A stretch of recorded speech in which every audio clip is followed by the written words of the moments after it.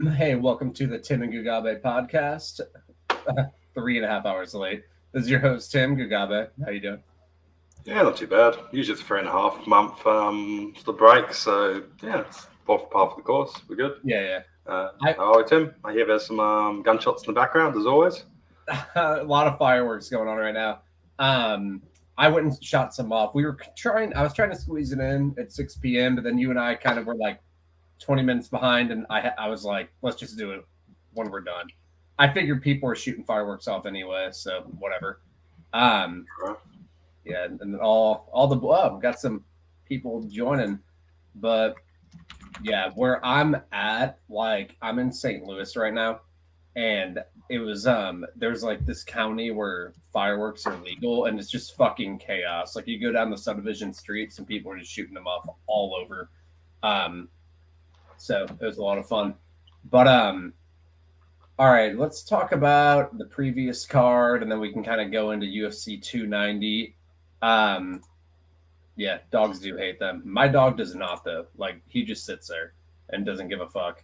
Um but Strickland, I was on Strickland. I like on the podcast, I like mentioned I liked him and everything, and I was kind of like still thinking about it during like the podcast because I was like thinking about hitting it when the line moved. Then I researched the fight more, and I ended up just playing him. Yeah, it kind of went as I expected. I would have gone bigger if I would have known it. Obviously, would have went like that, but I was just thinking beforehand it's like even if Abasupian turned out to be elite, Strickland might just win off like cardio, And then there was a very good chance he turned out to be what I thought. I kind of thought he was going to turn out something like that. Maybe I expected him to compete a little longer, but I thought eventually Strickland would just walk him down and have a big advantage. But yeah, I kind of was expecting something similar to that, but maybe like not that dramatically, like not that big of a dramatic gas tank drop off. But the guy just knocked out a bunch of people who weren't very good, and Strickland's very, very good. You think the same way? Yeah, I ended up taking a bit of Strickland. I actually had most of my action towards that late round finishes, round 3, round 4, round 5. I wasn't expecting Mago to just go off a cliff like that. Like, I managed to get some plus 100 after round 1, not much of it because like liquidity wasn't really there. It's kind of a weird fight because like I feel like the Uriah Hall fight showed Strickland struggles quite a bit with sort of aggressive power kickers. And like even this fight, like Strickland might have been taking it off the first 4 minutes, but definitely seemed to be struggling a little bit. But like Magomed's cardio was disgraceful. Like after 4 minutes he was gone. Like he was working hard, but he wasn't working like hard. If you know what I mean.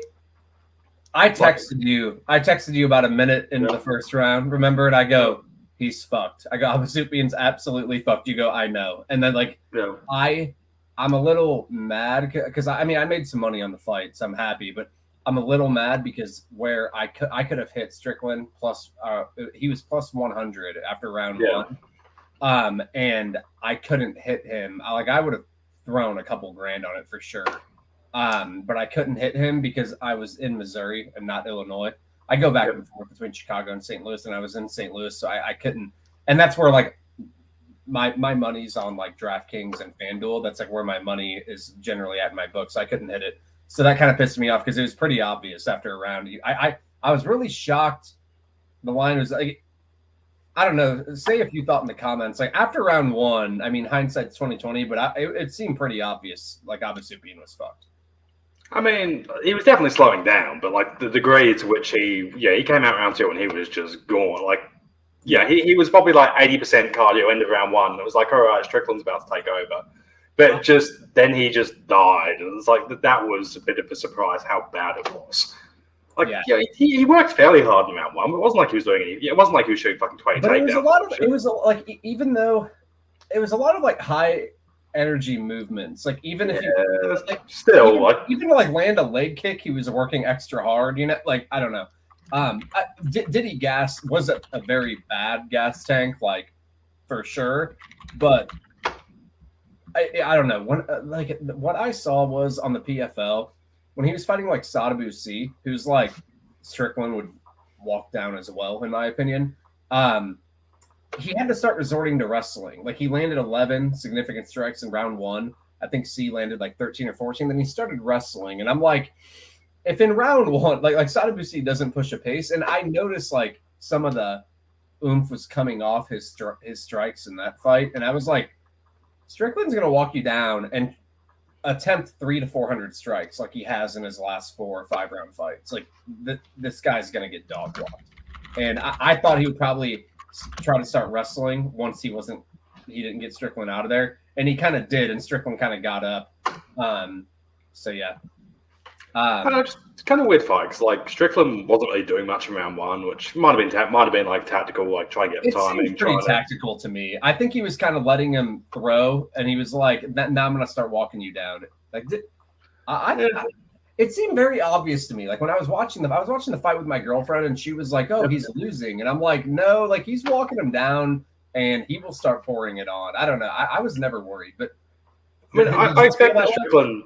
I expect the Strickland to take over. I'm not saying, I expect the Strickland to take over and win, but just, that was like a Marlon Moraes kind of like fucking holy shit, dude. Yeah, that was a disgrace. Like it was surprising. Like, if it would be, I was like after round 1, I took some plus 100, but I wasn't like this is the year. I was just like, all right, slowing down a bit. But he's got a clear round. He's probably got another round or so of power in him, then he'll start slowing down badly against Strickland.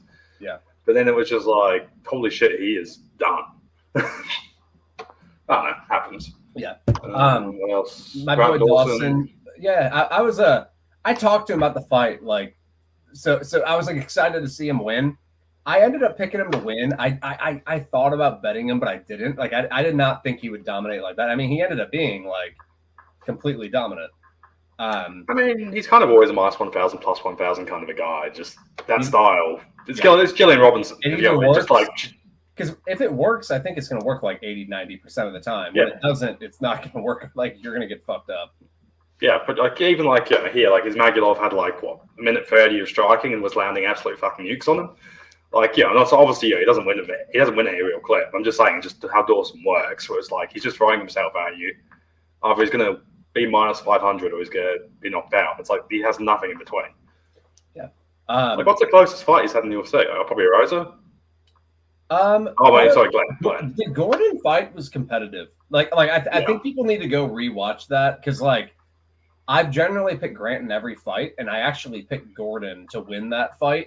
And like if you just go rewatch, I mean, he got outlanded. Like Gordon was stopping takedowns and landing a lot, and when Dawson even got in the rear naked choke, I was kind of surprised because it felt like the momentum was kind of going, and then he toughed it out though, which was good. And then the Glenn fight, obviously, like that was kind of weird though because he dominated 2 rounds and then he just like cardio dumped. And I feel like there's versions of the fight he just doesn't cardio dump and wins 30-27. I thought Glenn was making him work harder than most people have historically, but there are versions where he just consolidates position a bit easier and he keeps his cardio and he's good. I had the fucking under. I was annoyed. I was like, oh, this is either going to be his Magulov knocking him out or Dawson's going to get 13 minutes of back control. Yeah. It kind of annoys me when fighters seem to just go Takashi Sato against Gunnar Nelson kind of style. Oh my God. Don't even. I hate that one. Yeah. But like, it's happened so many times at this point. Like, I remember one that always bugged me historically was Formiga event against Sergio Pettis. Yeah. Formiga had like 13 minutes of back in that fight. That was the Conor Khabib fight. Yeah. Was it? Yeah, because like I think like Formiga's sub was plus 700, and I was like, holy shit, you're on the back 13 minutes, and Sergio was just like, I refuse to do anything. Fuck you. It's like you've already lost the fight. Picking round 3, might as well. Yeah, I understand you don't want to get tapped, but like, you got to do something. Yeah, it was Khabib McGregor. I just looked it up. I had money on that fight, so I remember it, and then I had my biggest bet at the time was Khabib over McGregor. And then the biggest I ever had was then Usman over Woodley. So that was like a big night for me. I remember I just kept hitting. But yeah, I was just pumped. I didn't want anything to do with this Dawson Ismagulov fight, from a betting perspective, but I ended up picking Dawson to win. And I talked to him about the fight for an hour and a half, before, a few weeks ago. So, because I interviewed him on my YouTube channel, so we talked about it, and I mean, it's obvious what his game plan is going to be, like takedowns and you know, the back takes. But we were kind of talking about like ways to get in, and we were talking about like low singles and a lot of single legs. So, and he hit that a couple times, so it was nice. But he was just a better scrambler, better takedown artist. And I was saying like the Sarukian one, it was tough because I think Sarukian has like maybe better pure takedowns than Dawson, but so it's hard to compare, but I thought Dawson was a better back taker for sure. And I think that's pretty apparent. Like he's a guy who can actually sub people and get dominant jiu-jitsu positions. Like he blends his wrestling and jiu-jitsu very, very well, where Sarukian is just like a really, really, really good wrestler. It's like Marab and Sarukian. They're not submission grapplers. Like they're not going to put in hooks or anything. And like, remember Derek Blades? He'll just keep double legging you down. He like doesn't know jiu-jitsu. That was kind of like the difference I saw in Sarukian and Dawson. So I was pumped for him just because, you know, I've talked to him a few times. I was cheering for him from that angle. But it was a good performance. He's ranked 10th now, so we'll see how far he goes. I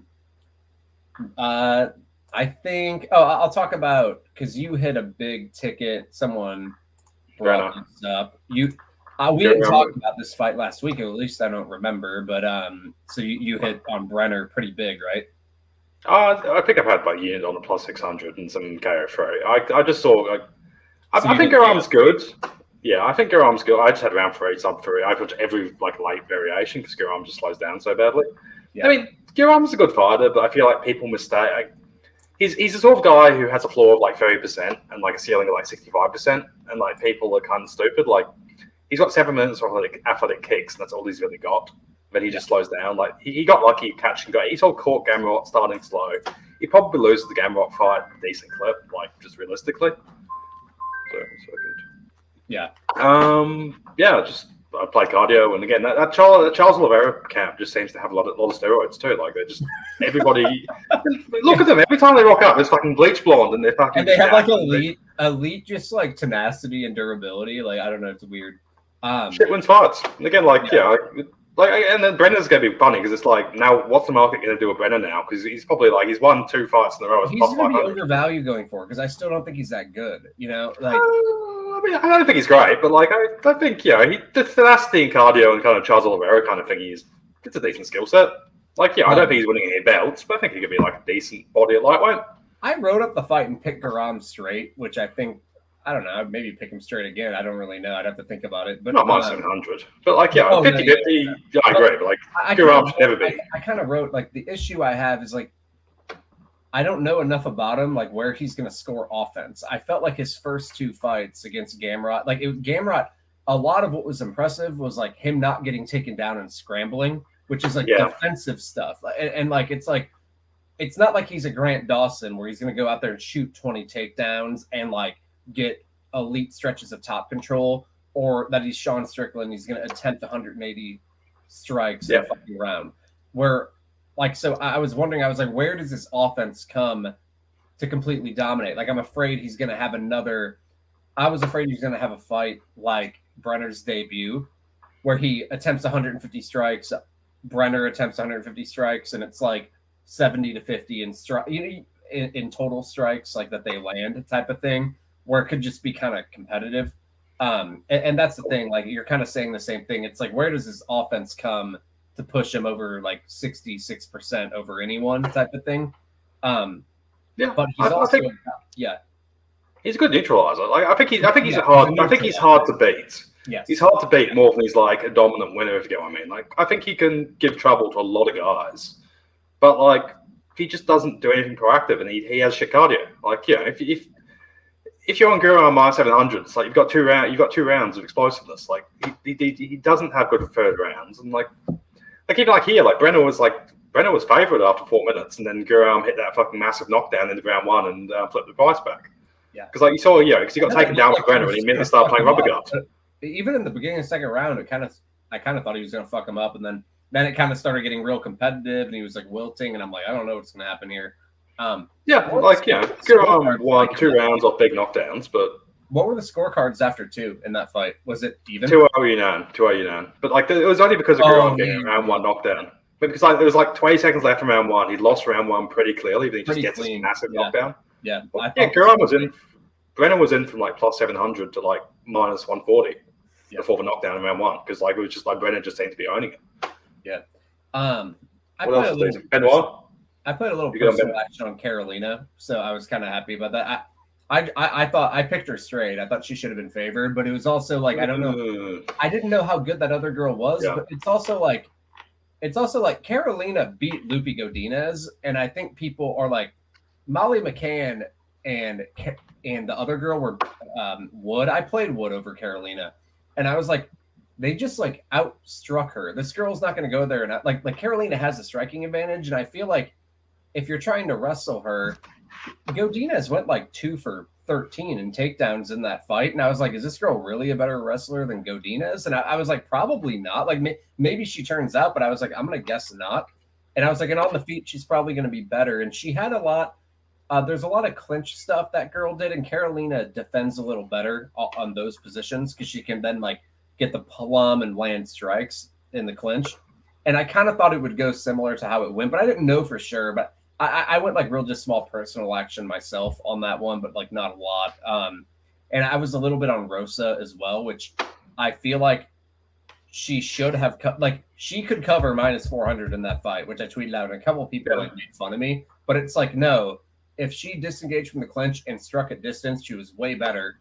And she can land a double leg whenever the fuck she wants, and she didn't until the end of round 3, which was like, in round 3 she won with ease. But I thought it was the right decision because, well, wait, I'm going to think. No, it was 1 and 3 were like obvious. So it was all about 2. Yeah. I leaned Rosa because she landed more strikes, but she was getting clinched up at times. It was close. It could have went up anyway, in my opinion. Like, I thought it was very competitive, but I edged it to Rosa. Did you score it for Rosa, or did you think it was? I honestly didn't give it. I just did not watch that fight because I had better things to do with my. I was big on Rosa last time against Dumont, and essentially the exact same fight played out, and Rosa lost that time. And like after that, I was just like, fuck her. Like I thought Santos had a bit better shot against Rosa than Dumont should have, in terms of like Rosa got cage pushed by Dumont, and like Santos. More dedicated cage pusher than Dumont, less gassy. Yeah. When Rosa when Rosa realized what she needed to do to just like, because she was capable of doing it, and she was circling away, keeping her back off the fence, she fucking was dominating. But she wasn't doing that at the beginning of the fight, and it was like really. And she could have landed takedowns to avoid that too. Like when she crashed the clinch, the double legs, it was on tape. Like Kunitskaya does not know how to stop a double leg at all. I feel like Rosa is just also like, remember her sheer output for her first few fights was like insane, and now she doesn't seem to just do that anymore. I think she's fighting more neutralizers though now. Like she's getting clinched up. Sure. She like Dumont can kind of limit engagements on her terms in a way. I think they should do Carol Rosa and Aldana because I feel like they would just both land a lot. It would be like a fun fight. Like I don't think any of them are ever going to win a belt or anything. But I mean, Bantamweigh's just opened up. Nunes is good. I honestly think anybody could. I'm trying to think. Like isn't Blanchfield supposed to be? Is she going up? I thought like Blanchfield was supposed to be having a. I think we talked about that. Magic was messaging us. Something like that. If no one moves up, I'll go on the assumption no one moves up. If someone moves up, obviously they could take it. But. Holmes probably the most consistent fighter in the division, or like I feel like she beats like 90% of that division, but there's maybe a couple matchups where it could get a little goofy for her. But I'm trying to think like Pena and Holm would be interesting because it's like if Pena did that division is full of such bad wrestlers and no one can get on top of Holm, but I'm pretty convinced she's not good if you get on top of her. But it hasn't happened for like. Remember, Miesha Tate got one back take and like auto subbed her, and no one has taken her down literally like any other time, like a true takedown, where they could like get their game going. Ketlin almost subbed her, didn't she? I remember because I had not Ketlin decision in that fight quite big, and then it was just like Ketlin had like a deep. I'm pretty sure she had like a deep sub, like the market like went off, like people thought it was a finish, and it didn't. Like round 2, I'm pretty sure. You know Yeah, you know what I really want to see? Because everyone, like Ketlin, all these girls, it's really all of them rely on like upper body takedowns, and they'll get like an over and under or 2 overs or 2 unders, and they kind of just like rely on their opponent being bad and just tripping in them or something. And like even what is it, Gato against Lipski? Like that's the shit she was trying to do, and she can't get it. And I feel like everyone tries that on Holm, and Holm is actually good in that position, like in those upper body pummeling positions. And the only one person who I feel like would just double leg the shit out of Holm is Sarah McMahon. But like they probably will never fight because I don't think they'll. McMahon will keep losing fights like on her way up, but hasn't McMahon fucked up the Bellator? I'm pretty sure. Yeah, I think I heard that too. No, she did. Yeah. I think she just won a fight in Bellator, right? Yeah, pretty sure. Like classic McMahon fashion. I think she won 2 rounds and then just. That was always a fight I wanted to see because it's like the one person who can go below the waist and actually blast double the shit out of you. And I feel like she could have put Holm in like bad trouble. And because I don't trust Holm like some kickboxer who knows how to pummel on people who actually can shoot takedowns below the waist, if that makes sense. But you also hit good job on Benoit Dawson over Bonfim. I mean, I didn't play the fight. Like I thought it was dog or pass, but I thought Bonfim was going to win. It was kind of weird when he got his back. He kind of just got complacent and let go of his overhook. He gave up his back and then he just got subbed. He was kind of defending a little better earlier in the fight, and it was like he. But I mean, I'm not saying he. That it was kind of weird. Yeah, because like Benoit seemed to get Benoit was like owning him for a couple minutes, seemed to get tired. Yeah, and then went on again. I was just like, all right, because like I was kind of thinking Benoit was like had just paced himself out, and then he just found a second wind. I thought the fight was turning. Like I thought, like he gave his little burst of body kicks and takedowns, and Bonfim was kind of doing the right things, and I kind of thought Bonfim was going to win. And then all of a sudden, he like kind of like you said, he kind of landed his own takedowns again. And kind of had like another storm going, and then he just got him. That's like a fight I would like to see played like a few times, but I like the doesn't go the distance there. It opened at like minus like 350, and then it was like minus 185. And I mentioned on the podcast, it like got steamed, and I'm like, they both are really, really aggressive, and like they both can finish, and they're both like defensively void in some areas. So I kind of just felt like that. They should do Benoit versus Dawson. That'd be funny. I just think that'd be a great fight. Obviously, ranking wise, it would make sense, Dawson, but just in terms of hilarity. I trust the American wrestler just more. Like, but Benoit has that dog in him. Nobody else has that dog in him. It's just like, I just feel like it would be a great fight. Like they both go for it, Like Moicano or something. I think Moicano Sandini would be fun.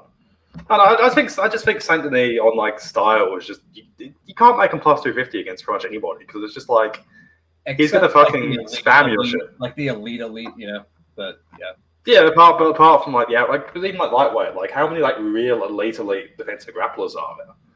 Like what? Obviously Makayev, Sark. No, that's the thing. Even Gamrot. I think even Gamrot Saint Denis would be a fight. That's the thing. Probably get into a fucking stupid noodle war. I was kind of thinking Dawson would be like limited, and then I was looking at the top 10. I'm like, he probably beats Dustin Poirier. Like people might laugh, but like Poirier's a shit grappler, and like Dawson would probably just fucking ragdoll him on the mat. I mean, like Dawson, great in that fight. I would pick Dawson for sure. Yeah. Like just looking at the lightweight spot, I think the Zeev would give Dawson a lot of issues because he's really hard. Like, remember RDA was just really strong. Like, because the thing is, like, Dawson, like, Zeev on the feet with Dawson wouldn't take long for like serious shots to land. That's like a matchup I'd be concerned with him a bit. Dariush would be tough. Dariush is really hard to grapple. Like, great defensive. Yeah, he gets tired. That's my thing. I just feel like I think Dawson could just throw himself at Dariush and like he'd probably struggle a lot early, but like I don't know. Dawson could beat Turner. What do you think of Dawson Gaethje? Because it's like I think Gaethje could like obviously kill him on the feet, and like I think he could first layer takedown a little bit, but all it takes is one takedown, and Dawson probably subs him. Even like Dawson Chandler would be funny. Yeah, Chandler is a pretty good defensive wrestler. Yeah, he gets tired. He gives up back takes and he gets tired. Like, yeah, remember Will Brooks back taking him back in Bellator? Yeah. Like, that was when Chandler was better back then too. Like, cardio. Yeah, I'm trying to think of like Dawson has a chance to like get in the top 5 more than I thought. And the Glenn performance always concerned me, but other than that, his cardio has generally been pretty good. Like, yeah. And if he randomly just has like an insane improvement on cardio where he can just push a pace, like, which randomly can just happen at times too. Like, people can really improve there. He could do very, very well. But yeah, I feel like pretty obvious he would beat like a Poirier, but Poirier doesn't fight grapplers unless it's for a belt, and then he gets ragged-out. Like, I played Charles as a big underdog over Poirier because I'm like, he's gonna fucking maul him on the mat. Yeah, like Saruki and Makayev are the only two I'd like make a prohibitive favorite against Dawson. Like, I defend Dariush, it's like they're kind of old and gassy. It's like there's people who I could think would shut him out for a round, but like even Fiziev, I'm just like, I feel like if Fiziev ever fucks up and gives up a back take, he could be in trouble kind of a situation. Like, it's probably going to be a horrific first round for Dawson. I don't deny that. But I just feel like Dawson gets one crack in the armor, and it will just kind of snowball from there kind of a situation. Islam would be a bad matchup for him. 100%. Just like seeing Gamrot had that late wrestling success against Sarukian, do you think Dawson could do a little bit of that? Yeah, a little bit of it. Yeah, but Gamrot did lose that fight by any sensible metric. Yeah. Oh, no, I know. I used to think Sarukian was like 95% over Dawson, and now I'm like, I still would pick him to win, and I'm not just saying this because he was like I kind of struck up a friendship with him, but I give him a little more of a chance. Like, I'm not saying it's impossible. Like I actually think it's realistic he could, but I would have to go watch some of that Gamrot fight and see some of the positions in the back. You really got to watch back take positions with him because I with Dawson, because that's what he does. Because before that Demir fight, and then once I talked to him about it and I researched before I talked to him, I was like, he can get Demir's back, you know. Like at first I thought Demir was just gonna fuck him up, and then once I taped, so I have to watch that. But I'm ranting. Let's go. Even Oliveira, I don't think is unwinnable for Dawson, just because Oliveira and like Oliveira, even like Chucky Olives isn't like unwinnable for Dawson because Charles Oliveira will consent to a stupid grappling match against anybody. Yeah. He probably gets knocked out, but like I just feel like like Charles Oliveira, he got subbed by fucking Anthony Pettis that one time. Dawson could sub him too. Like 100%. Like people don't take that into consideration enough about Chucky Olives. Like, he gets subbed. Like, he's great all the time. It's just like I could just see him going for like a guard sub if he gets taken down by Dawson, and Dawson passing his guard, and like Dawson will stifle and pass very well. Like, he's actually very good at that. And another thing about Dawson is he, for every takedown he lands, he averages 1.5 passes, like advances of position. I was looking at his stats, and per takedown, which is like elite. So he's a good advancer of position. Maybe I'm hyping him up more right now, but I think he can go a little farther. Like, I used to like think in the top 15, there'd be like 11 guys who would beat him. Maybe he could pick off a few guys, but now I'm like, maybe he could go a little farther than I think. I just think he has a good floor. I just think his style gives him a good floor. Like, I'm not saying he's going to be some fucking legendary champion kind of thing, but like, I think there's still like top 30 guys who I'd take over him. And then there's some top 15. Because the lightweight's also weird because there's like this kind of like protected ecosystem between like number 2 and number 10 of guys who just do not fight anybody else. Well, it's because the fucking trio of Gaethje, Poirier, and welterweight was like that for a while. Welterweight had like Nasrallah and Chandler just fight each other, and then they call out Connor, and they fight each other, call out Connor, or demand a title shot, and they'll lose like 2 fights, and then they'll fight each other and like get a fucking knockout, and then they demand a title shot, and then there's the best fighters in the division are underneath them, all fighting each other, and they can't get like. What do you think Sarukian and Dawson would do to fucking Poirier? I mean, but this happens occasionally. Like, I mean, welterweight was like this like 3 years ago when it was like Woodley, Covington, Usman, Masvidal. Yeah, there was like six people at top of welterweight who just refused to do anything else. There's been conversations of something like this happening, but I feel like this is a really bad one because it keeps happening, and I feel like it can extend another like 2 years because like those two can fight each other, then someone might fight Connor, and then like no one's that could just be another like calendar year and a half of just like these guys lined up fighting each other, and I don't know, like they've told like what has Chandler done to be ranked like 6 or what he is? He's literally 2-3, and he beat Dan Hooker, who's getting knocked out. Ferguson, and he beat Tony Ferguson. Like, and he's literally got finished in or beat the fuck up in every other fight. And even in that Ferguson fight, I mean, he should have won. He should have beaten Gaethje. He had points during the Gaethje fight. He should have beaten Poirier. Like, yeah, he did compete. I will say that he should have fucking beaten Poirier. Gaethje, I thought Gaethje rightfully was like fine, but. Chandler has traded it as like a big favorite at some point in every one of his UFC losses. Like Oliveira, he almost knocks him out first round. Like he would have been like $1.10 at that point. Against Gaethje, I'm pretty sure before he fell off for takedown in round 3 or something. I remember he had a few decent spots there. And like fucking that Poirier fight was ridiculous how he fucked that up. Like he was like $1.20 going into round 3 from memory. I will just give like if I could give advice to lightweights, it's like you are in a Shark Tank of fights. Go to Bellator where like Peter Queeley is getting title shots every Saturday. Or is that his Patricio? Name? Is that his name? Patricio? Who's the shit pitbull? Yeah. And then that pitbull, bro. I mean, Usman Nurmagomedov is there now, but you can go on like an 8-0 run fighting complete bums and come in making like 100. Like, think of how much Chandler's run in Bellator. If you really look at who he's fighting, he fought a lot of terrible fighters. Like he got like a couple wins over like Ben Henderson, and like he was getting knocked out. Like I don't know. I'm just I'm just saying like that run over in Bellator, that lightweight division.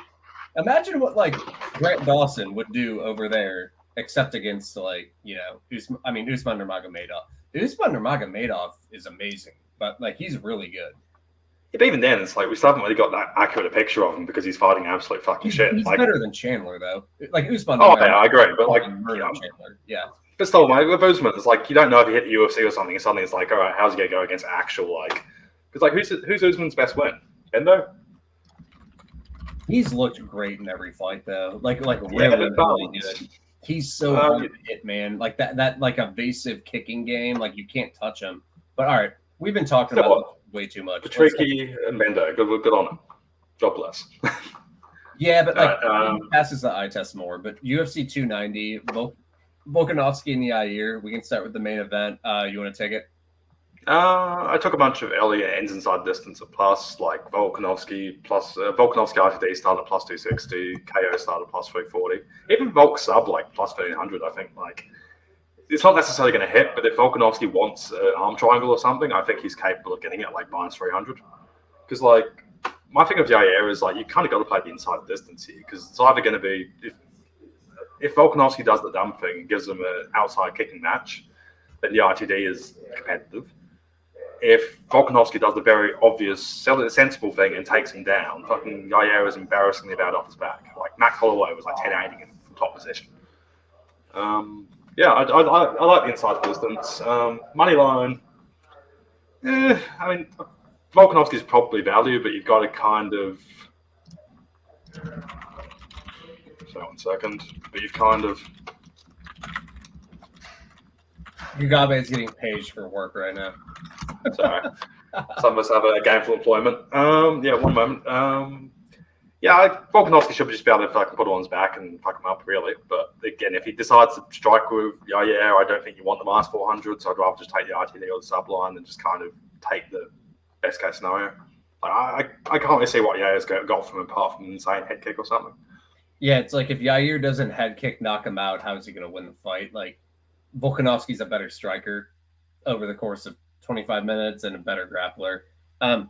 I made a tweet just like the last 5 wins of Yair. It's like BJ Penn, old BJ Penn, a Korean zombie elbow, Ortega, which was like kind of a fluky thing, Jeremy Stevens, he was about to like if that was a 5-rounder, he was fucked. Jeremy was like mauling him in round 3. And then Josh Emmett, who looks kind of washed. I'm just like not that impressed. I will give him props though. I thought he looked good against Holloway. Like he gave Holloway a decent run, but ultimately like Holloway still like mauled him on the mat, like whenever he like needed to. So yeah, I just feel like Volkanovski. It's like where does Volkanovski not have him covered? And yeah, like this is the thing. Like in kicking range, Yair is good, but when you get on the inside with him, remember that the Korean Zombie fight, like the Korean Zombie was dominating him on the inside because he just like Yair just doesn't have boxing or hands. And Volkanovski's really good. Like I feel like he should be fine here. Like Yair, Volkanovski has been knocked down in fights, so and stuff like against Chad Mendes. Like maybe Ortega landed big at one point. I can't really totally remember. It's been a while, but Yair does have some pop. But ultimately, if he doesn't knock Volkanovski out, like how does he win the fight? So yeah, totally. Like Zombie was, and then that happened. So yeah. This guy's going. Yeah, hard. Stevens' first time, if he had 5 rounds, he fucks. If that was 5 rounds, it was over. Yeah. But and then the Emmett fight, even Emmett cracked him a couple times. Like I rewatched the fight. Emmett was like last resort throwing haymaker hooks and still kind of landed a couple times. I don't know. Moreno and Pantoja. I just like don't want to be playing Moreno minus 200 against a guy who beat him twice. Like just like from a psychological perspective, but like Moreno's really, really improved. I mean, clearly, those fights were a long time ago, 2016 and 2018. But like from a technical perspective, I don't think Moreno's like all that much better than Pantoja. Like I feel like they can strike competitively, they can grapple competitively. But I think Moreno with like, there's still a thing about Pantoja. He kind of slowed down in that fight. What was it against Askarov? Was that the fight? And like, I feel like he's probably declined a little bit, but he's still skilled. I think down the stretch and like durability, I probably favor Moreno. So I'll pick Moreno to win, like off improvement, durability, and probably just like cardio. But I feel like Pantoja could compete here. Like I wouldn't be surprised if he just like had good moments or pulled off the upset. I don't really have that strong opinions on it. Like I think it'll just probably be a competitive fight. But I just have reservations like playing Moreno. And sometimes Moreno isn't urgent enough on the feet unless if he lands like a bomb, he can keep people in a fight. Like if he just strikes. So I worry about even against Divas and Figueiredo. Like Figueiredo and what was that? They fought 37 times, but I think fight 3 where he kind of just like let Davison off the hook because he doesn't always like throw enough volume. And even in the first fight, he did that with Davison a little bit. So like I feel like there's ways Moreno can let Pantoja in the fight, and Pantoja is still technically good, but I think improvement upside, durability upside, probably cardio upside. I probably trust Moreno a little more, so I'll pick Moreno straight, but I have no interest in the betting line. What about you? Pantoja has like 6 minutes of cardio now. Like when I have to like think about it, like when is he really gassed? Like Royval, like that was the Royval. He was gone. Like he just kind of ass pulled it, but like he was visibly gone. Askarov, he gassed badly. What else? All the fights he lost. Cop didn't really, because his last 3 fights, make him do shit. He finished Perez, he finished Royval, and then Cop kind of didn't do enough. So I do worry about, because I remember that Askarov fight was like really concerning in the round 3. He kind of really slowed down. So I hear you on that. This is probably like, that's probably, I agree. I just can't. I love Pantoja. He's always been one of my favorite fighters, but like I just do not see how he wins this outside of a 7-minute sub. Like Moreno is ridiculously durable, so it's just like I agree. Like Moreno's annoyed me a little bit lately because like he's been a bit like impatient. It feels like Moreno is such a physical freak in terms of durability and cardio, which he should just be fucking robbing people. Instead, he's trying to play like technical kickboxing. the last 3-4 fights. And it's been like, why are you doing this? Yeah, he needs to just make fights wars. Like, that's what he needs to do. If he just brought his output up by like 2 strikes a minute, it's like he just becomes very hard to beat because he's just, you know, he has ridiculous physical attributes in terms of cardio and durability. It's funny because, like, remember Sergio Pettis' first Moreno, where he like completely his soul just fell out after 5 minutes. It was just 20 minutes of Pettis beating the shit out of him. And now, like, ever since he's come back, he's just been like, he's gone from being like bad cardio to being insane cardio, which is definitely not suspicious in any way. And like USADA was definitely not involved. Like, how often do you see a reverse? Like, pretty much nobody's ever. Like Aljo, I guess, possibly. But even Aljo, it's like you can see he's still getting tired. Well, yeah, Moreno went from being like a cardio liability to being a cardio like fucking strength in like a year. You know a big one that like most people watching just weren't watching the UFC then. UFC 100, I think it was UFC 100. Jones fought Stephan Bonn, or maybe it was before that. Maybe it was like 94, UFC 94 or UFC 100. Jones fought Stephan Bonner and he dominated for 2 rounds, spinning shit like Greco-Roman takedowns at the time, and he gassed and couldn't move. And then Jones literally became the best cardio specimen at 205. You know, yeah. That was one that like people probably just weren't watching then. You know, but when was that fight? I think it was UFC 100. But that was a super duper raw Jones, and like he stopped fighting like quite as much of an idiot later on. Like he eliminated a lot of the sort of spinning shit and that kind of stuff out of his game, and like John Jones like finished like every fight for the next like 10 fights. Yeah, it was UFC 94. I knew it was 94 100 because 94 was St. Pierre Penn 2, and that was like a really really big fight at the time where they did UFC Primetime for the first time. I don't know if anyone. Do you remember UFC Primetime? Like before they did. Yeah. They used to do count. It was like a 3-episode series, and they would do it good. Primetime so many. Like I remember then because I was watching. There was a UFC Primetime with Dan Hardy and GSP, and GSP was like minus 1,000, which he should have been. And after UFC Primetime, people literally were watching and like got drugged, thinking Dan Hardy had a chance, and like St. Pierre dropped to like minus like 300, and it was like, what? Dan Hardy's awful at fighting. Like what? There's like the biggest mismatch in title fight history. And I think he set a record in the most passing advances of position in a fight. St. Pierre in that. I don't know, but I'm ranting right now. Go on. I mean, with John Jones cardio, like he went to decision against Stephan Bonner, but he didn't go to another decision till Rashad Evans 3 years later. So it's just like, yeah, because he finishes pretty much his next like 10 fights in round 1. So it's like maybe the cardio just took a while to sort of sink in kind of thing, and also the way he used the fight was totally different. I'm having just like flashbacks because I remember that fight against Bader was really highly they were both undefeated going into that fight, and it was like really highly anticipated. And Bader was the D1 wrestler, Jones was not, and Jones just fucked him up.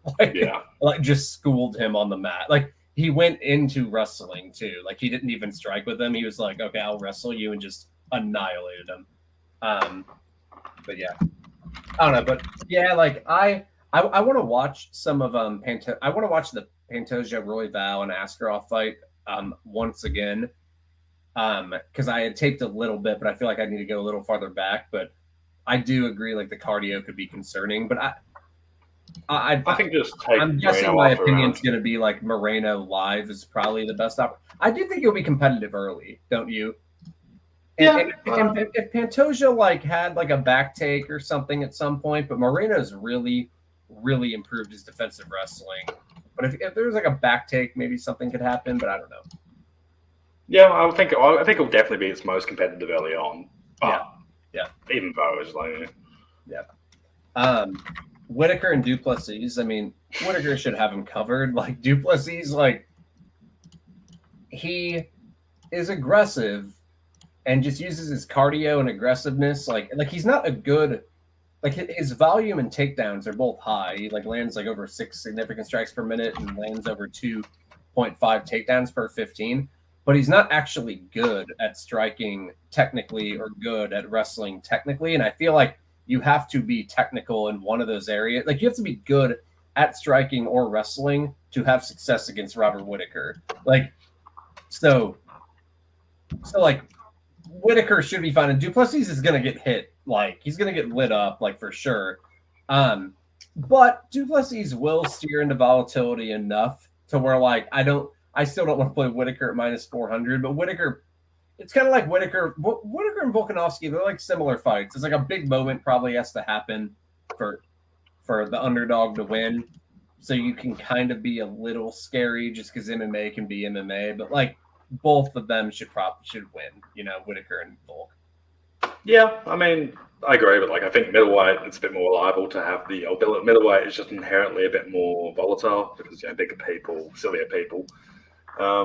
Again, like in my point of view, at plus 330, it's either Plessis or pass. Like Dricus du Plessis has magical powers, we just cannot deny it. It's like it would be really funny, like. I'm rooting for Dricus. I would just like I went from hating Dricus when he was like evens against people. Now it's just like fuck it. I'm on team hilarity. Like, have you like? There's been no unfunny moments of Dricus's UFC run. I mean, if he just went out there and just knocked out Whittaker, it'd be fucking awesome. Like, it would be really. I like Whittaker. I'm just saying it'd be awesome for like the funniness, because And even with Whittaker, it's like all right. There's like two super dominant performances he's had lately against Gastelum. Gastelum was incredible. Don't get me wrong. Vettori seemed to just get scared after round one. Like, Vettori was competing in round one. Like, he lost it, but he was like, it was a fight. Then round two and round three, Vettori was just like, don't hit me, please. Leave me alone. It was just like, yeah. Like, I think if I just check fight metric, I'm pretty sure it was like, it was like a 5 significant strike margin in round one from memory. Then, like, Vettori just switches off and decides to go back into the corner and just does not do anything. But, like, like 22, it was 22-16 in round one. Then Vettori decides to just get completely terrified off. And I'm pretty sure Dricus is too stupid to do that. So, and Dricus has a lot more power, so I can just, like, meme the sort of shit. And, like, otherwise, like, what? Whittaker went life or death with Cannonier. He went life or death with Till for whatever reason. Like, Cannonier's, like, aged very well. Like, Cannonier's cardio has somehow just... The lateral drop versus Brad Tavares, where he just fell, like, right on his back, was so funny. Yeah. I don't know, like, I think Whittaker should win this, but I would not play his money line at this price. Like, Dricus just has that floor of just insanity. Like, I feel a lot better about Volkanovski than I would feel a lot better about Volkanovski than I would about Whittaker. Also, because like I don't think Whittaker's got like top time upside. Where like Volkanovski, if he does the right thing here, Whittaker won't offensively wrestle, where Volkanovski has like safe zones on the mat, And honestly, yeah. Like that's my thing. Like I feel like Volkanovski could just minus 1,000 ground and pound Yair to death. Like I think that if he does the right thing, he'll just do that. Like I honestly think Volkanovski RTD could look, if he does the right thing, could look minus 200. Yeah. Like I think.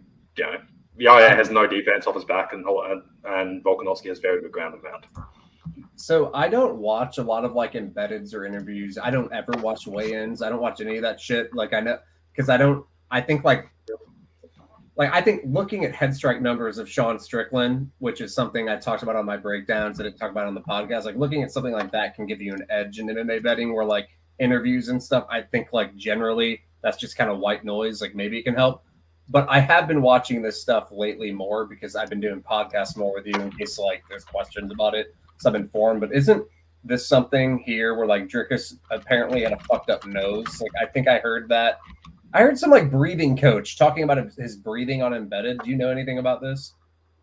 Yeah, apparently it's like deviated septum or some shit. But I don't think that's going to be like it makes no. I don't think it's going to be a major factor. It's just like. Yeah.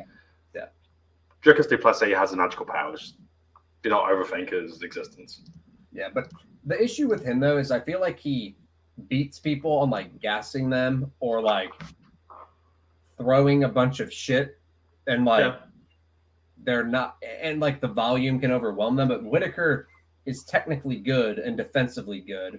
He defends takedowns at 84%. He defends strikes at 61%. And Whittaker doesn't gas either. So it's kind of like – it's like I just feel like Duplessis is going to be running at him, trying to like gas him or land something. And then he's going to just get hit and countered and kind of not be able to land his own offense. But I feel like he won't be able to compete on the rounds because of that. But he could land something. Like Whittaker's been knocked out before. He's been hurt in fights. Like I guess it could happen, but I'm not going to pick it to happen. But yeah. I do How much agree. of I feel better about Volkanovski, and they're the same price. Like I'd rather be on Volkanovski, than Whittaker. I feel like Whittaker's striking defense numbers are a bit skewed by the Gastelum fight because, he absolutely annihilated Gastelum. Like every other fight is a lot more competitive in terms of striking defense, and Gastelum was just this one. It's a 25-minute beating where he just avoided a lot of shots. Yeah, like Gastelum had nothing for him. Still, him outlanding Cannonier is aging well too, though. Yeah. But he also had he outlanded Till by a lot, but he had a competitive fight with Till. Like that was like the one time that was like Till's best performance. Well, Cannonier went 59% according to the fight metric. Yeah. Cannonier, he only threw 94 strikes, so Cannonier's cardio makes no sense. Well, I also think Whittaker's, you can't just land free volume on him because he's so springy in and out of range. Like he won't be there. But yeah. I think the leg kicks are fair. I think he is definitely leg kickable. Yeah. That's something that everybody's been able to do. I just feel like, I think Whittaker should win, but I don't like his durability that much. And I just feel like Plessis is if Plessis blows out to plus 400, I'll probably chuck accordion or something on him just because you kind of have to. Yeah. Turner and Hooker, I think this line's too wide. I think Turner will probably knock him out. Like him hurting him is very likely. But the thing about Turner is he defends strikes at 46%. And if he gets in if they do a 15-minute kickboxing fight and Turner doesn't hurt him badly more than once, Hooker's probably going to stay very competitive in the fight. And also, Hooker is an underrated offensive wrestler. Like he can land takedowns here and there, and he's done it more lately. And Turner has decent takedown defense, but when he gets stuck on his back, he can get mounted and stuff. I feel like Hooker might be better technically in every area of the fight, but he, Turner is he's a specimen, and is just really, really dangerous. I do worry about that there, but I would not play Turner at this line. I'll just say that. I picked him to win on my breakdowns on Daily Fan MMA. I picked him to win, but I was kind of I don't know. I think the line's probably a bit too wide here. I respect Hooker.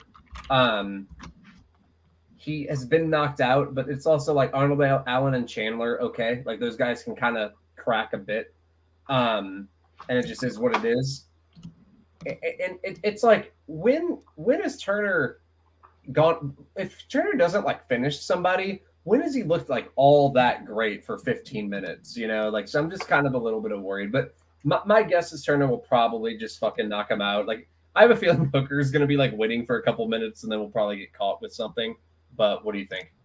Yeah, broadly agree. I think Hooker's a bit weird because I feel like his game really needs that sort of length and that length buffer to make it really work. He just fights like a guy who's used to being a lot bigger than his opponents. Yeah. And it's just if he, Alan Allen, the second that he had somebody who could just move that much faster than him, he was fuck, I'm gone. Because Hooker's not a great athlete. He's quite slow. And it's if he can't keep you on the outside, it's just the second you can get into the pocket for a protracted thing, you can just land at will, Barboza did as well. I do agree, Turner over 15 minutes not particularly reliable, but I just kind of feel like Turner is just so much faster and has reach parity and will just be able to hit him very hard, very early, and he'll die. Not scientific. Maybe Hooker live, but it's not I've seen Turner gas, but I feel like if Turner lands that early knockout, I feel like he's just going to start getting hit a bit, and I don't know. Against Malarkey, he seemed to. I think against Malarkey, he seemed to have a few issues with his cardio, but again, then he got knocked out anyway. Malarkey, was it? Pretty sure it was Malarkey. But whatever. Yeah, I mean, I just this just looks roughly right to me. I agree Hooker should be competitive, but I just feel like Turner is just going to be sort of stylistic poison with the speed. I just don't think Hooker's game functions particularly well if he's at reach parity and speed. Turner will probably get the W, but I'm not playing minus 240. I'm just no. I'd rather take KO plus 175. I'm not picking Hooker to go out there and land takedowns, easily get top control. But if he got top position at some point and kind of had a little bit of grappling success, I wouldn't be shocked. Just I don't know, but Turner KO and sub being the same price is off to me. But again, I have lost a lot of money fading Turner sub because I just don't think he's a process. He's not really a process sub kind of guy. Like, it's all just fucking stupid guillotines. The thing with Hooker is like that Nasrat fight was a great performance. Like, I mean, if that guy shows up, he can beat Jalen Turner in a fight. But then it's like, okay, then he got subbed by Makhachev, which there's no relevance really here. I don't really care. Then he got knocked out by Arnold Allen, and then like Claudio Puelles, I picked him to win that fight, but that doesn't tell me much. Puelles is literally a one-trick pony. He's going to go for a leg lock. So it's like he basically looked really good against Nasrat, and then Makhachev Puelles fight, I kind of throw them out. I don't really care about either of them. They're not applicable here. Yeah. And then against Arnold Allen, it's like, okay, like he can get knocked out, and I know that versus Turner. But if he doesn't, he looked really good the like one time he didn't against a pretty good fighter. Like Nasrat is still pretty good. I don't know, like he outlanded Nasrat 73-27 in significant strikes and 3 takedowns and just fucking dominated him. Outlanded him at distance 55-23. Like, if that Hooker shows up, he'd easily win this fight like clean. So that's kind of where I'm sitting at. But I do agree the chin is scary and Turner's fucking dangerous for sure. So yeah. Who's Nickel fighting now? I don't even know. Some dude. He's not good. Okay. He's a regional cage pusher. I think Nickel's finishing is a bit overrated against UFC guys, but not necessarily against this guy. Yeah. That last fight was a bit stupid. How he just nutshot what's his name, and like, I'm not saying he doesn't win regardless, but like, come on, that was iffy. Yeah. Nickel should beat this guy. What do you think of Crute Menifield rematching? Because you were on Menifield as an underdog the first time, and now he's even money, basically. I think this is about accurate. I think Menifield, like I had Menifield KO 1 plus 900 the first time. That was the best price. Lost a bit. Oh well. I think, Crute has better process, but we'll get knocked down brutally at least once. So, yeah. What are you gonna do? I don't mind Lawler against Price. I think the cardio. I had Barberena at evens last time, and like Barberena had to throw 350 strikes in 2 rounds to gas out Lawler, and like Lawler was actually doing pretty well. Like Price is not going to do that, and Price is kind of fragile himself. Like I just think Barberena was a harder matchup and was like even money, and like now I don't get why Price is minus 300 here. He's minus 260, and it's Jason. What's the I'm not like going Price to is fragile. Like, they're both going to land. I mean, he has no defense. He absorbs the more strikes than he lands, and defense strikes in like probably I don't even know. It's probably like in the 40s or low 50s, and yeah, he's going to get hit here. But Lawler has no gas tank, in my opinion. Like in like a really he does. That's the thing. It's like but like Barberena had to how many he landed like 90 strikes and. He threw a lot. Like, Barberena had to actually like sprint. Yeah, Barberena had to push a fucking hell of a pace to get inside. Yeah. Even against Diaz, like Lawler was, Lawler landed 131 strikes. 100% here. Well, because sometimes Lawler just won't throw enough, though. You know what I mean? Like Price is gonna go out there and just like throw a bunch of shit. The last 2 fights, against Diaz, he threw 220 strikes in 10 minutes. Against Barberena, he threw 140 strikes in 9 minutes and got tired. I think Lawler KO plus 475 is like what I would go with more. I just feel like he's probably going to land. I mean, they're both going to land probably very hard here, but I don't know. I have no interest in this fight. I'm not betting it. Like, I just feel like. I just think Barberena's durability and cardio is a lot more reliable than Price's. It's like those are 2 attributes Barberena has in spades. Well, Price has been like inconsistent durability wise, and Price's cardio. That's what I'm saying is like Price has been hurt numerous fights and knocked out numerous times, and that's what I'm saying. Lawler plus 475 in a fight. It's like I don't want any part of Lawler over the course of 15 minutes. I feel like he'll get outworked. So why play like plus 200 when I can get plus 475? But I just don't think the price difference. Like if it was like Evans Lawler versus KO plus 475, I'd agree. I just feel like the price differential. Also, with the thing in the money line, it's easier to trade out.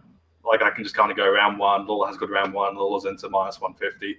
I can just chuck away. I can just bet price live, take my plus 100, take my payout. Whilst if all I have is Lawler KO, then I put myself in the position where I just fucking polish into myself. That's why I'd rather have the Lawler money line. The thing with Lawler about his durability is like the Woodley knockout was the one time in.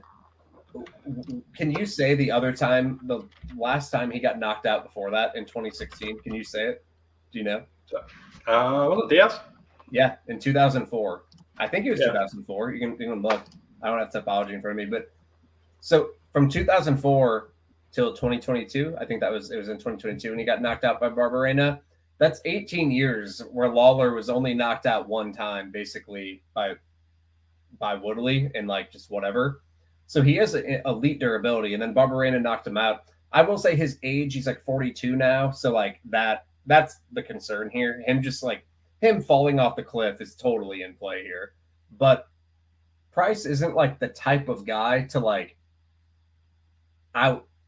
smart a guy who's fallen off a cliff. Like he'll just get into a war, which like Lawler can still probably do for 6 minutes or something. But I think what else? Yeah. Is there any if there's any fights anyone in the comments want us to talk about, or is there anything you have your eye on right now? Like I don't really need to talk about much more.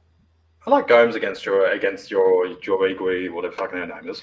I just think they're kind of like very similar fighters. I don't get why Joe Igui is like minus 350.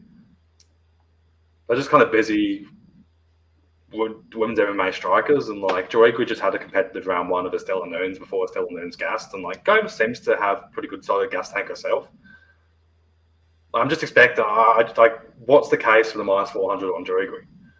I'm vaguely remembering them right now. I just have to take because I just both sort of busy, thick, strong. Like I played Lukbunmi versus Gomes, and like because of like that was control though. Yeah, it was like takedown up. So I'm just like I remember playing Lukbunmi versus her, and then I remember picking her as an underdog in her last fight, and then Yasmin. I remember Yasmin being pretty good. But like we came in against Lucindo, who was this hyped fighter and like shocked everybody. Then the Estella fight was kind of like first round competitive, then second round Estella Nunes just kind of just falls on her ass. She beat the shit. Yeah, but that's like the third time she's done. Yeah, I remember both of them. I have to look at like the nuances of the fight. Like I need to tape that fight. But I'm just expecting 15 minutes of women's MMA striking. I just do not see the case for minus 350 Uruguay. Fair enough. Like Gomez seems to have pretty good cardio. Like even like Gomez almost like pulled back round 3 against Mooney. That fight was closer than it was closer than it should have been, and like Uruguay doesn't seem to take people down. So it's like he's really that confident at minus 350 if Gomez can hang on cardio. What else is there? Prochnio is the GOAT as always. Yeah, Prochnio the GOAT. Well, Prochnio's good. Like again, the head strike defense is an issue, but he works very hard for light heavyweight. And he's always a massive dog. Cameron Simon versus I'm like Mitchell's a bum. Just Alaska FC kind of really. Yeah, he's not good. Like if he was at all competent, I'd be with you, but like he's not. Oh no! I'm not saying anything about the fight. I'm just like throwing out some. Because he was talking. Simon's pace is. I think he's got very good pace.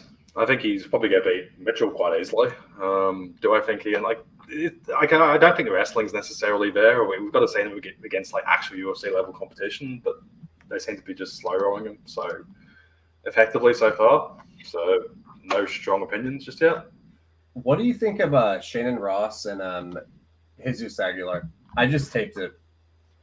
I think Ross. I can't blame. Like I think it's like pretty much coin flip. Like Ross, cardio's a bit better, process is a bit better, but also I think Ross is probably getting a little bit unfairly maligned for his UFC career so far. Yeah, like he got knocked out by 2 gigantic flyweights. I honestly think Ross would have actually had quite a bit for Clanson. Like he got knocked out pretty quick, but like if I read my write up for the fight and I said I literally talked about that. I go. He might get knocked out, but if he doesn't, I feel like he could have, Yeah. kind of had boxing success. And that Contender Series fight, he started fucking tagging that guy, and then he just got knocked out. That was a weird fight because he gets knocked out 3 times in the first round. He survives them all. Then I was like, oh, he's gonna come back and win. And he was fucking the dude up, landing body shots, hard punches to the head to where I thought a finishing sequence could occur. And then he just got fucking knocked out. And the guy was up against the fence. Yeah. Kind of threw his it looks like he had a few bursts left, and then he got it. But it's kind of a weird fight because he had to survive so many fucking knockouts in the first round to even get to that place. And that's the problem with him. He's been hurt in a lot of fights too, But Aguilar's just not that good. That's when I was watching, I was he's just not that good of a grappler. I had seen Ursig dominate Ross on the mat because I think Ross is going to have a striking advantage here for sure. Yeah. At least cardio. Aguilar could kill him, but other than that, Ross is better. But I'm still thinking about what I think about in the fight, what I think about this fight in my head, which means I'll probably be I think it's pretty competitive usually because I'm having trouble picking a winner. But I feel Aguilar can definitely land, he'll look to land takedowns, but he ends up on his back himself by jumping guillotines and fucking doing dumb shit. And Ross is kind of not that good, but I feel Ursig is actually a pretty good grappler, and that was the one fight I really saw him dominated. Other than that, there was another fight I saw him taken down a little bit too. I forgot who it was. Starts with an M, his last name, but I kind of just remember being fuck, I don't know. I feel both guys are flawed defensively, so it's each guy can land offense. So I see both paths to victory for both of them. So I don't know. But I don't know. That's everything. We're kind of just wandering around. Yeah. Then Holman Bueno Silva, the next event. That's a hilarious main event. I have to say, actually, one thing about the Jack Della fight. It's kind of annoying because Jack Della should beat this guy, but Jack Della's bad grappling is so bad. It's just. I thought you got to take something on Harold because I just feel Della's one of these guys who will just the magic will just stop one day and that'll be it.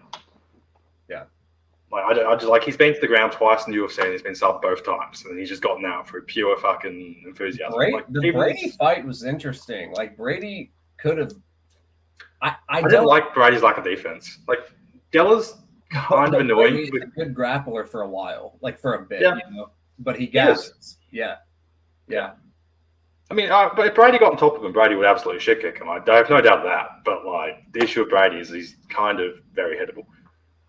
I honestly kind of prefer this spot for Della because I prefer to take this kind of spot against Della because I feel Della's kind of got a 20%, 30% floor of just bum rushing people. Yeah. But I think that people are just kind of silly about him. The Randy Brown fight was really fucking stupid. The first head strike he lands gets a knockout. Yeah. Well, I got to roll. Yep. So I will. Thanks everyone for listening. We actually had a decent amount of live viewers for this one. And we'll do for Holm Bueno Silva. Then I think don't we have Poirier coming up after that? Poirier and Gaethje. Is that pay-per-view at some point? No, so the week of Aspinall Tavera, then Poirier. Oh, Aspinall Tavera. Okay. I think for Poirier Gaethje, we'll do a thing with we might have a guest or something just for it being a big pay-per-view. So thanks everyone, and we will see you next week, and we will keep these going because I'm having fun doing these now, and we're kind of on a decent track of getting on the same schedule. So thanks, Gugabe. Yep, catch you guys. Thanks for listening. See you, boys.